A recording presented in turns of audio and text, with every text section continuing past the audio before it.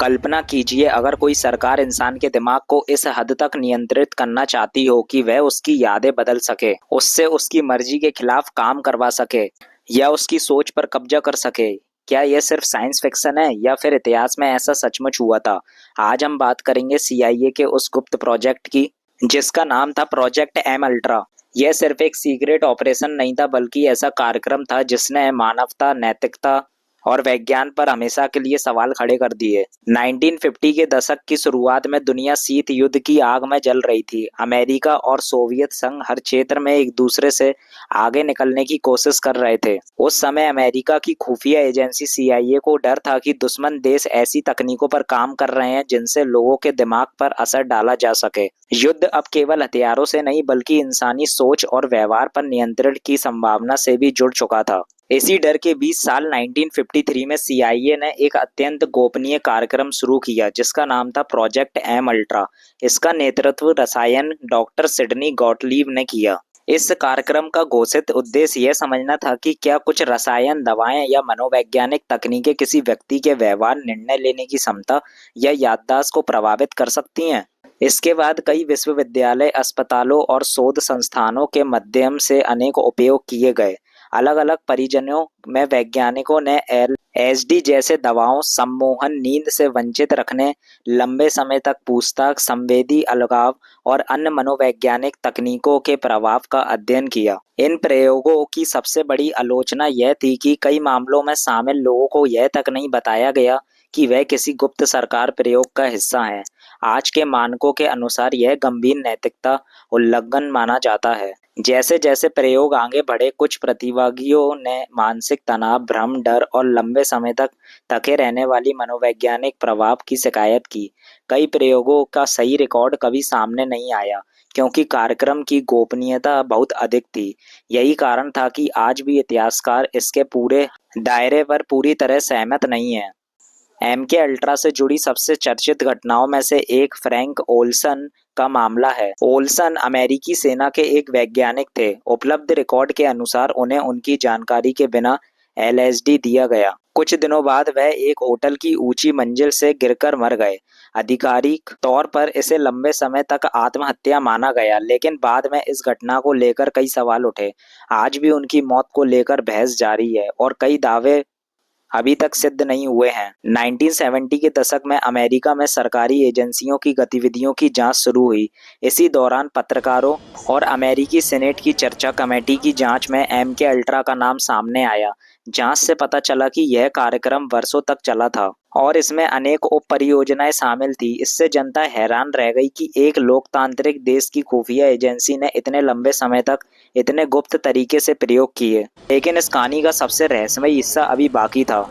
साल 1973 में जब सीआईए के नए निदेशक रिचर्ड हेलम्स पद छोड़ रहे थे, तब एमके अल्ट्रा से जुड़े अधिकांश दस्तावेज नष्ट कर दिए गए। इस फैसले के कारण कार्यक्रम के बारे में पूरी सच्चाई शायद हमेशा के लिए खो गई। हालांकि कुछ रिकॉर्ड्स और कुछ दस्तावेज बच गए जिनकी वजह से बाद में जांच एजेंसियां इस कार्यक्रम की कई महत्वपूर्ण जानकारियां सामने ला सकीं।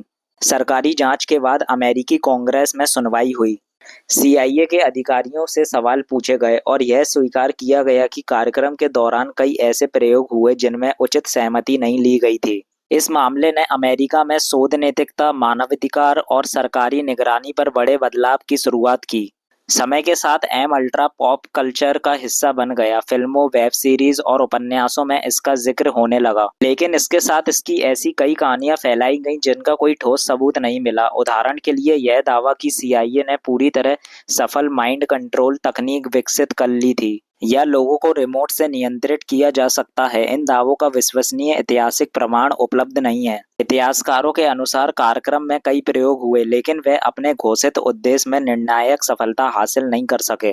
फिर भी एमके अल्ट्रा ने दुनिया को एक बहुत बड़ा सबक दिया। जब राष्ट्रीय सुरक्षा के नाम पर गोपनीयता को बहुत बढ़ जाती है और जवाबदेही कम हो जाती है, तब विज्ञान और शक्ति का दुरुपयोग संभव हो सकता है। यही कारण है कि आज अधिकांश देशों में मानव प्रतिभागियों पर होने वाले वैज्ञानिक शोध के लिए कड़े नैतिक नियम बनाए गए हैं। बात की चेतावनी है कि वैज्ञानिक खोज और सरकारी शक्ति के बीच संतुलन कितना आवश्यक है। यह इतिहास का वह अध्ययन है जो बताता है कि सुरक्षा की तलाश में अगर नैतिक सीमाएं टूट जाएं तो उसके परिणाम दशकों तक समाज को प्रभावित कर सकते हैं। तो अब सवाल आपसे है, क्या आपको लगता है कि प्रोजेक्ट एम अल्ट्रा जैसे गुप्त कार्यक्रम केवल शीत युद्ध के दौर तक सीमित थे, या आज भी दुनिया की कुछ खुफिया एजेंसीज ऐसे प्रोजेक्ट्स पर काम कर रही होंगी जिनके बारे में आम लोगों को अभी कुछ भी पता नहीं है? अपनी राय कमेंट में जरूर बताइए।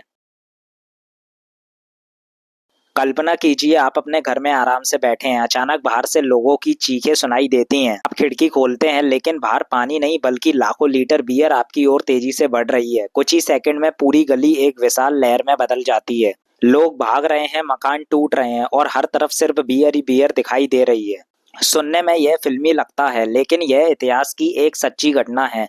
साल 1814 में लंदन में ऐसा हादसा हुआ जिसे आज लंदन का बियर फ्लड के नाम से जाना जाता है। उस समय लंदन दुनिया का सबसे बड़े शहरों में से एक था। शहर की आबादी तेजी से बढ़ रही थी और बियर वहां की रोजमर्रा की जिंदगी का अहम हिस्सा बन चुकी थी। लोग पानी की बजाय कई बार बियर पीना ज्यादा सुरक्षित मानते थे क्योंकि उस समय साफ पीने का पानी हर जगह उपलब्ध नहीं था। लंदन की म्यूक्स कंपनी ब्रूअरी उस दौर की सबसे बड़ी शराब बनाने वाली फैक्ट्रियों में गिनी जाती थी। यहाँ विशाल लकड़ी के बैरल बनाए जाते थे जिनमें लाखों लीटर बियर महीनों तक रखी जाती थी ताकि उसका स्वाद और बेहतर हो सके। इन बैरलों की ऊंचाई कई मंजिल इमारत जितनी होती थी और उन्हें भारी लोहे के छल्लों से कसकर बांधा जाता था। 17 अक्टूबर 1840 की शाम लगभग 5:30 बजे फैक्ट्री के कर्मचारी ने देखा कि एक विशाल बैरल के लोहे के छल्लों में से एक ढीला हो गया है। ऐसी छोटी घटनाएं पहले भी हो चुकी थी, इसलिए किसी ने इसे ज्यादा गंभीरता से नहीं लिया। लेकिन किसी को अंदाजा नहीं था कि अगले कुछ मिनट इतिहास बदल देंगे। करीब 1 घंटे बाद अचानक जोरदार धमाका हुआ। वह विशाल बैरल फट गया। उसके अंदर भरी हुई लाखों लीटर बियर बाहर निकल गई।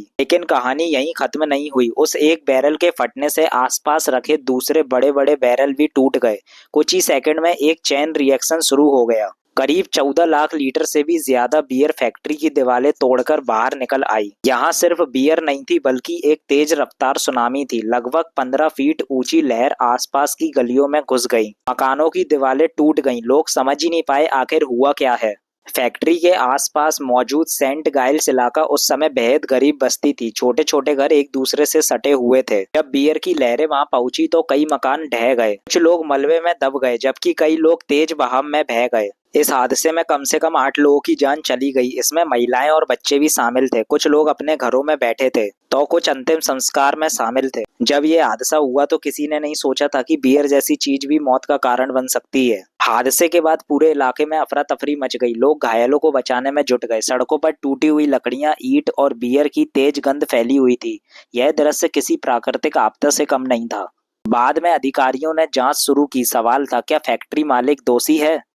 लेकिन जांच में यह निष्कर्ष निकाला गया कि यह एक दुर्घटनावश हुई घटना थी। उस समय इसे एक्ट ऑफ गॉड यानी ऐसी दुर्घटना माना गया जिसे जानबूझकर नहीं रोका जा सकता था। इसलिए कंपनी पर कोई आपराधिक सजा नहीं हुई। हालांकि कंपनी को भारी आर्थिक नुकसान हुआ। लाखों लीटर बियर बर्बाद हो गई। फैक्ट्री का बड़ा हिस्सा टूट गया और मुआवजे के कारण कंपनी की हालत भी प्रभावित हुई। लेकिन इस हादसे ने एक बड़ा सबक दिया। इसके बाद शराब बनाने वाली फैक्ट्रियों में विशाल लकड़ी के बैरल की जगह धीरे धीरे अधिक सुरक्षित धातु के टैंक इस्तेमाल किए जाने लगे। आज इस घटना को 200 साल से भी ज्यादा बीत चुका है, लेकिन इतिहास में यह आज भी सबसे अजीब और अविश्वसनीय दुर्घटनाओं में गिनी जाती है। एक ऐसी आपदा जिसमें आग नहीं लगी, बम नहीं फटा, भूकंप नहीं आया, बल्कि एक पूरी बस्ती को बियर की लहरों ने तबाह कर दिया। इतिहास हमें यह सिखाता है कि कभी कभी सबसे सामान्य दिखने वाली चीजें भी अगर नियंत्रण से बाहर हो जाए तो विनाश का कारण बन सकती हैं। अगर आपको ऐसी ही कम सुनी गई लेकिन पूरी तरह सच्ची ऐतिहासिक घटनाएं पसंद है तो चैनल को सब्सक्राइब करना ना भूलें, क्योंकि इतिहास में ऐसे कई रहस्य और घटनाएं छिपी हैं जिनके बारे में आज भी बहुत कम लोग जानते हैं।